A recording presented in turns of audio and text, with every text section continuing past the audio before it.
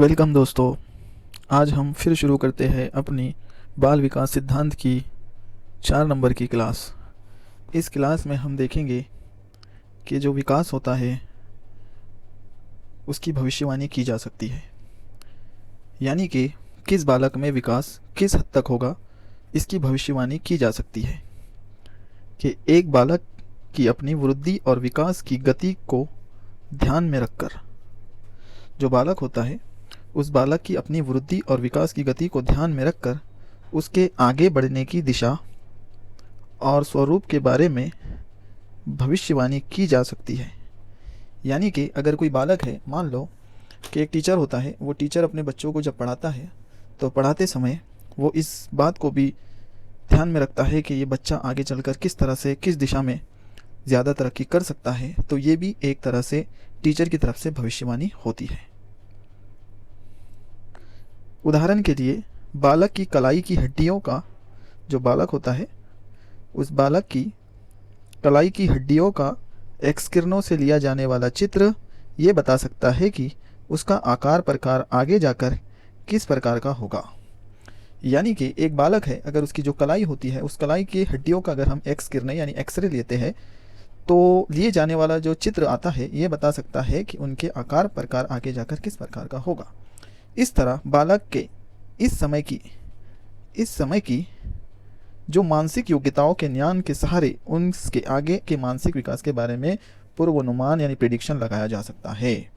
यानी कि जो बालक होता है उस बालक आगे का जो समय है उस समय के अंदर और उसमें अभी कौन कौन सी योग्यताएं मौजूद है, किसमें, बालक में, तो बालक में कौन कौन सी योग्यताएं मौजूद है, उसके ज्ञान के सहारे हम उसके आगे के मानसिक विकास, उसके आगे का जो मानसिक विकास होता है उसके बारे में हम प्रेडिक्शन कर सकते हैं।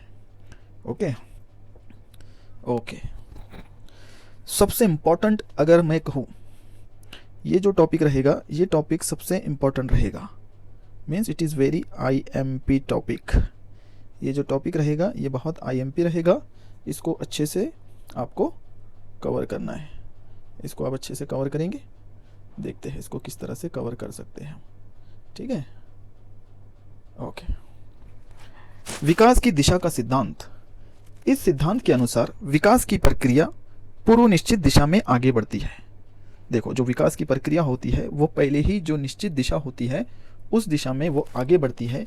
विकास की प्रक्रिया की ये दिशा व्यक्ति के वंशानुगत एवं वातावरणजन्य कारकों से प्रभावित होती है।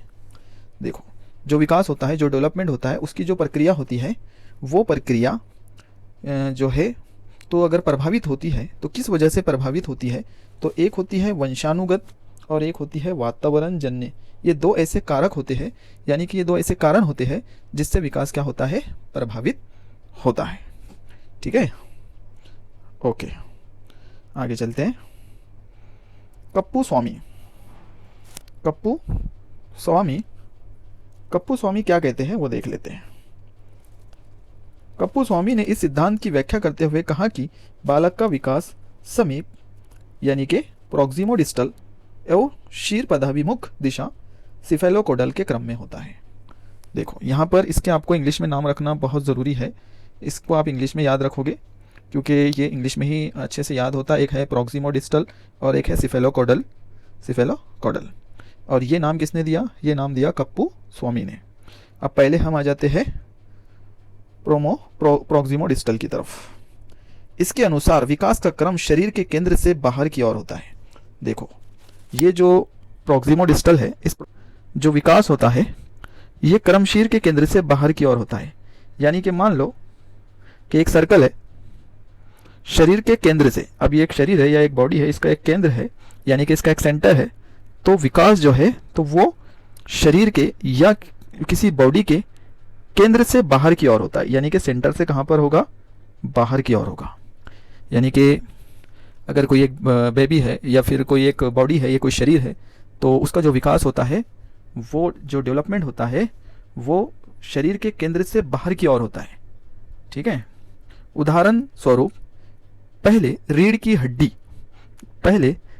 हड्डी उंगलियों का तत्पश्चात, पहले रीढ़ की हड्डी का विकास होता है, उसके पश्चात देखो, पहले जो रीढ़ की हड्डी होती है अपनी जिस्म की, पहले उसका विकास होता है, उसके बाद भुजाओं का, हाथों की उंगलियों का, तत्पश्चात इन सब का पूर्ण रूप से संयुक्त विकास होता है। याद रखो, प्रॉक्सिमोडिस्टल के अंदर जो बॉडी में विकास होता है वो शरीर के केंद्र से बाहर की ओर होता है। उदाहरण के लिए रीढ़ की हड्डी, उदाहरण के लिए क्या होती है, रीढ़ की हड्डी, उदाहरण के लिए रीढ़ की हड्डी। उसके बाद जो है तो भुजाओं का विकास, हाथ तथा हाथ की उंगलियों का विकास, और इसके बाद पूर्ण रूप से संयुक्त विकास हो जाता है। ठीक है, उसके बाद आगे चलते हैं। अब है, ये हमने देखा प्रॉक्सिमोडिस्टल, उसके बाद है सिफेलोकॉडल। इसके अनुसार विकास लंबवत रूप से सिर से पैर की ओर होता है। यानी कि अगर एक जिस्म है, एक कोई बॉडी है, तो इस बॉडी का जो है जो विकास रहेगा, इस बॉडी का जो विकास रहेगा वो ऊपर से नीचे होगा। यानी कि अगर एक मान लो कि हमारे पास एक बॉडी है, इस बॉडी का ये हेड है और ये उसके पैर है, तो ऊपर से लेके नीचे तक, यानी कि इसका जो विकास है वो सिर से पैर की ओर होता है। उदाहरण के लिए क्या होगा, सबसे पहले बालक अपने सिर और भुजाओं की गति पर नियंत्रण करना सीखता है। जो बालक होता है वो सबसे पहले क्या करता है, अपने सिर और उसकी जो भुजाएं होती है, उन भुजाओं की जो गति होती है उस पर नियंत्रण करना सीखता है, और इसके बाद पैरों की, इसके बाद ही वो भली भांति बिना किसी सहारे के खड़ा होना और चलना सीखता है। ठीक है, ये हो गया सिफेलोकॉडल। ऊपर क्या था, प्रॉक्सिमोडिस्टल। प्रॉक्सिमोडिस्टल के अंदर जो विकास होता है वो केंद्र से शुरू होता है और बाहर की ओर चलता है, और जो सिफेलोकॉडल है, सिफेलोकॉडल के अंदर विकास सिर से पैर की ओर होता है। चलो आगे चलते हैं,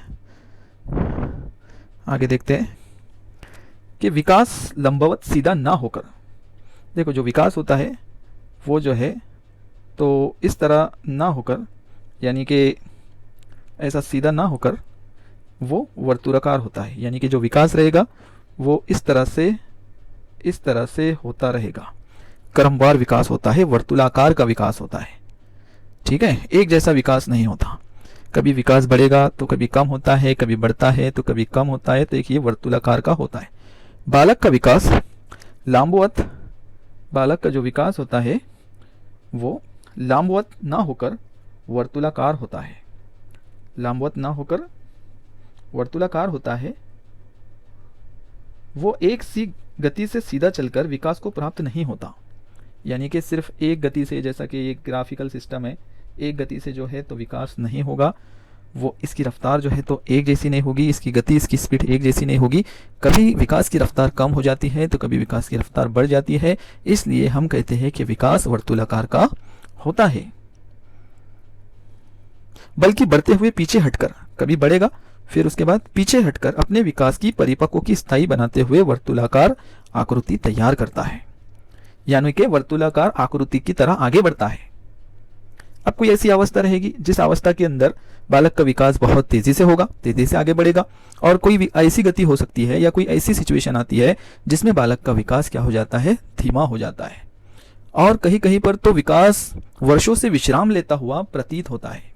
कहीं पर तो ऐसा होगा कि विकास जो है वो रुक जाता है, ठहर जाता है, यानी कि वो विश्राम करता है और एकदम से नहीं बढ़ता है, स्लो बढ़ता है, कहीं पर ठहर जाता है, ताकि प्राप्त वृद्धि और विकास को स्थायी रूप से दिया जा सके। तो आज हमने इस सेशन के अंदर पहले हमने देखा कि विकास की भविष्यवाणी की जा सकती है, बिल्कुल करते हैं किसी बालक को देखकर।